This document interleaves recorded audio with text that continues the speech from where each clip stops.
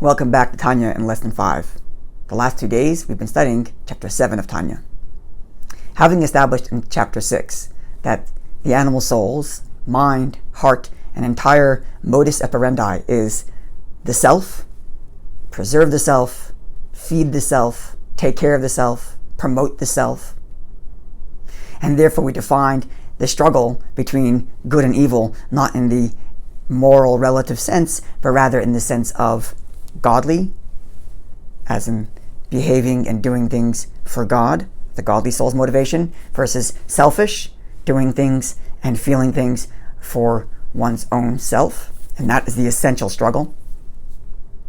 We need to now look at the various different types of behaviors the animal soul would engage with, and let's see if we can find any godly element in their behavior.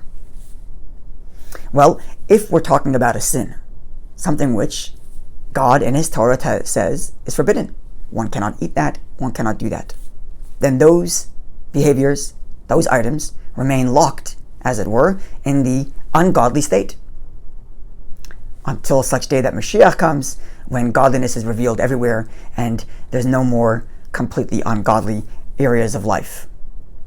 Or if one did a teshuvah in which the ungodly behavior itself motivates the one doing teshuvah to try to get even closer to God. If one of those two conditions are met, either Mashiach comes or the person does this very deep teshuvah in which the distance created by the sin itself is motivation to get closer. Until such time, those behaviors, those actions, those items remain ungodly, and therefore are in the lowest realm of tumah, of impurity. Now what about other behaviors? Kosher food. There's no mitzvah per se. It's just kosher food that I'm eating. Kosher intimacy that I'm engaged in. Having a laugh. They're certainly not godly behaviors, but are they sinful? Neither. So the Alter Rebbe identifies 3 modes in which one can do these actions. Let's take food. When I eat food that is completely fully kosher, there are 3 things that can motivate me to eat that food. One is survival. I'm eating to survive. Well, if that's the intention, then the food stays in the same state of ungodliness as I do, just being a regular being that's created by God to consider itself and to survive. If, however, I eat with the intention of not just survival, but gluttonous lust and desire to overindulge, now I've gone from the way God created me just to survive in selfish in that sense, and I've turned the selfishness up a notch. If that's the case, now that behavior and that food descends into a lower impurity, considering that I upped the selfishness. That's option 2. Option 3, the third method, the third way in which I can be eating the same food, is with the intention of being able to nourish myself so that I can later serve God.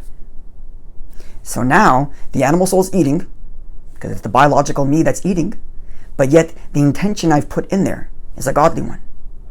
Now I've elevated that food, and I've elevated that eating. Because I'm eating to survive, yes, but why do I want to survive? Why do I want to nourish myself? So I can serve God later. And this is not just a question of eating the meager amount that's necessary to survive. But even if I'm having a good meal with wine and meat and all the things that I really like, but for what purpose am I engaging in all of these things? Because they put me in a good mood, it clears my mind so I can properly study Torah.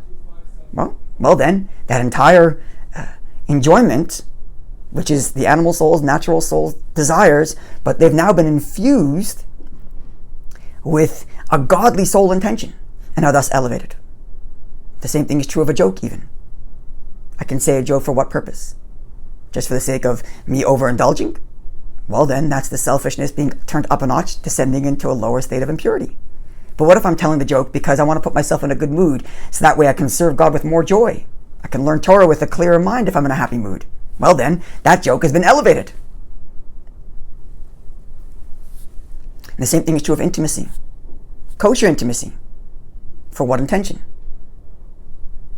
Godly intention, selfish intention, overindulgence intention, and so on and so forth with all things in life. the takeaway from all of this.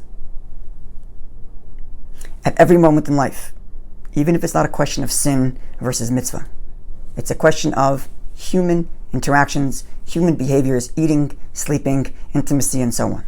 The choice is always mine and my intention. What am I doing this for? How am I doing this? What's the conscientiousness I put into that behavior? For the self, to survive, indulgence, or for God? We'll see you after we conclude chapter 8.